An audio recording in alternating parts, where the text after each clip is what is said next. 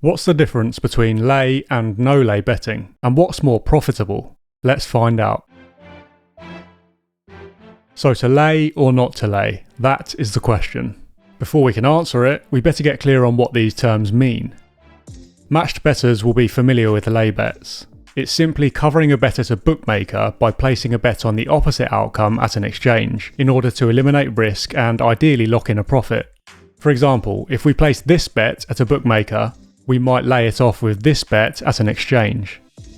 It takes a bit of time and money to lay bets off and ties up some extra funds in liability, but we can get a guaranteed outcome in return. In this example, we're guaranteed to come out with a small profit, no matter what happens.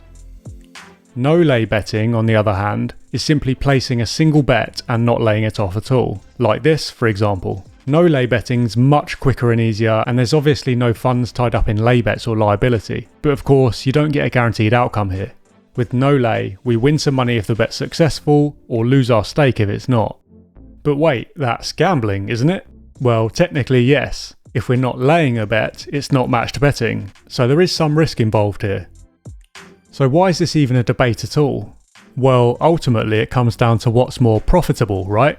We might be willing to accept some risk if no lay bets make us more money. So, do they?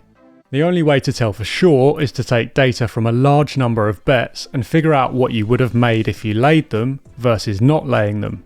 Chances are you don't have that kind of data, but I do. This is a spreadsheet of some 1,000 bets that I've made with a no-lay horse racing system recently. I'll share the details of that system in a future video, but for now, suffice to say I've got an edge over the bookies here, so it's a decent, profitable system. I've summarised the results in a table, so you don't have to look at all this guff. So, with £10 stakes on each bet, totalling £10,000, I made a profit of around £2,400, which is just over a 24% return, which is bloody good by the way. Don't worry about this row, it just shows what I would have made with £100 stakes.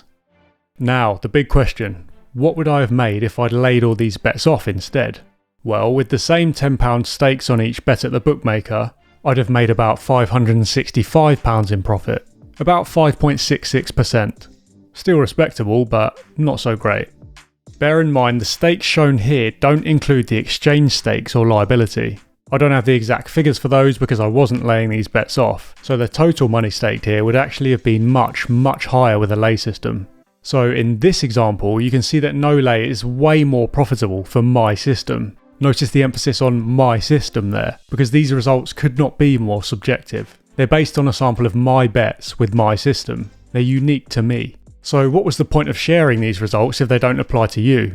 Well, they might apply to you to some extent if you're using a similar system to mine, which I'll get to in the next video, but they're still useful for everyone else because they demonstrate how to answer the lay versus no lay question for yourself. You've got to crunch the numbers for yourself. If you've got a thorough record of your bets, go back and figure out what's more profitable like I did. If not, start keeping a record so you can do that. You'll just need the rating for each bet from a matched betting tool to tell you what you'd make if you were laying bets off.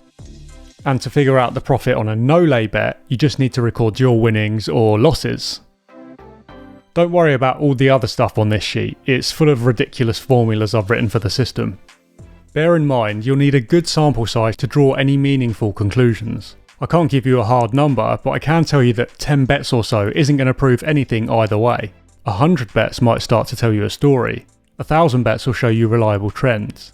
Ultimately, the bigger your sample size, the more confident you can be in your data.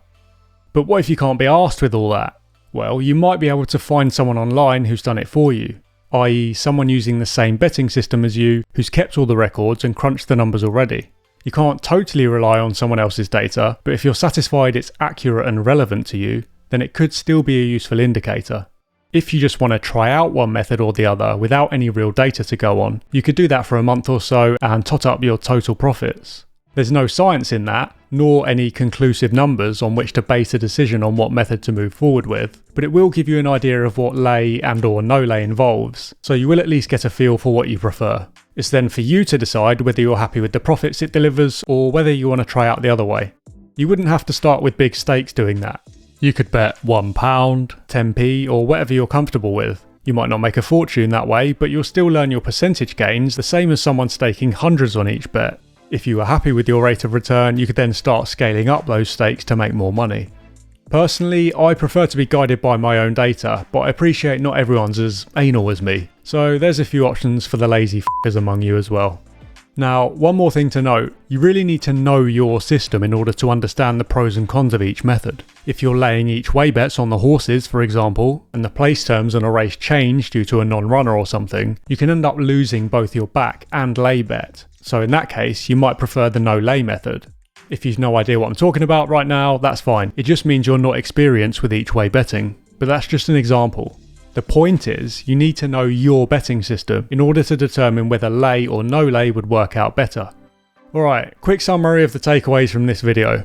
Lay betting takes longer, ties up more cash, and eliminates risk, allowing you to guarantee your outcome, and even lock in profits depending on the betting system you're using. No lay betting is quicker and easier, ties up less cash, and involves risk and variance. In other words, there's no guarantees on outcomes. You win some and you lose some, so whether or not you're profitable depends entirely on your betting system. The key point is that the answer to which method is more profitable is subjective. It depends on the betting system you're using. You've seen that no lay's working out better for my horse racing system than lay betting would. If you want to know whether the same is true for whatever you're betting on, then crunch the numbers. If you can't be arsed with that, see if you can find someone with the same betting system who's already crunched the numbers and come up with some relevant, accurate indicators for you. And of course, you always have the option to give something a try with small stakes to get a feel for it yourself. That might not be the quick and easy answer you wanted, but it's the right answer, so deal with it. Okay, please like this video if you found it useful, and keep an eye out for the next one where I'll share the details of this system that's pulling in these mad profits for me. All the best for now.